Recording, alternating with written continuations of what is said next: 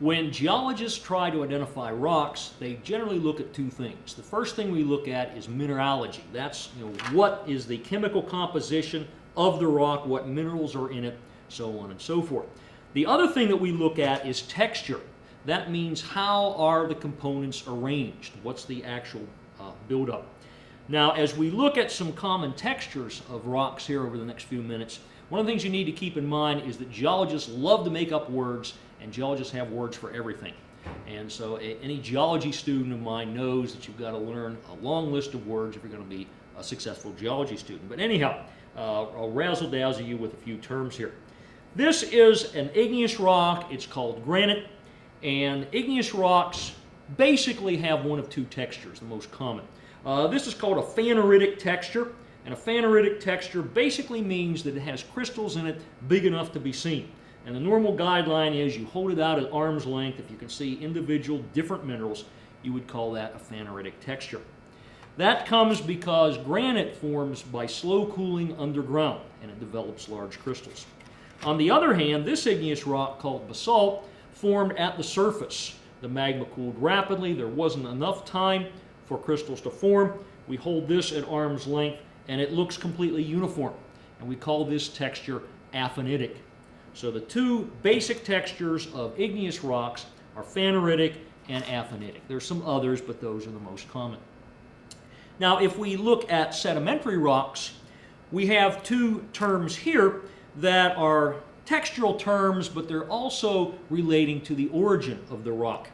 If we look at sandstone, which feels sandy and gritty, and if we look at shale, which is more of a smooth nature, both of these are what we call either clastic or detrital sedimentary rocks. Clastic comes from a word clast that means particle. Detrital comes from detritus, which means an accumulation of sediment. Both of these sedimentary rocks have particles in them that came from pre-existing rocks and were transported generally by water, accumulated in the ocean, and then ended up back in a rock again. Now, not all sedimentary rocks have particles in them, and so we call those non-clastic, sometimes called chemical rocks. Limestone is an example. Even though it looks like it has chunks in it, limestone actually comes from precipitation of dissolved calcite in the ocean, which then settles down to the bottom, accumulates together, and ends up in a rock. As we look at metamorphic rocks, we have rocks that have been affected by heat and or pressure after their formation. So we can take an igneous rock and metamorphose it. We can take a sedimentary rock, metamorphose it, and we'll get something new. And one of the things that we will sometimes see in a metamorphic rock is called foliation. Foliation means that the grains are aligned, generally due to pressure that the rock experienced during metamorphism.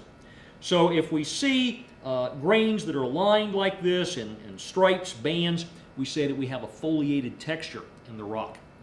Not all metamorphic rocks have that. For example, here's marble. Marble is metamorphosed limestone.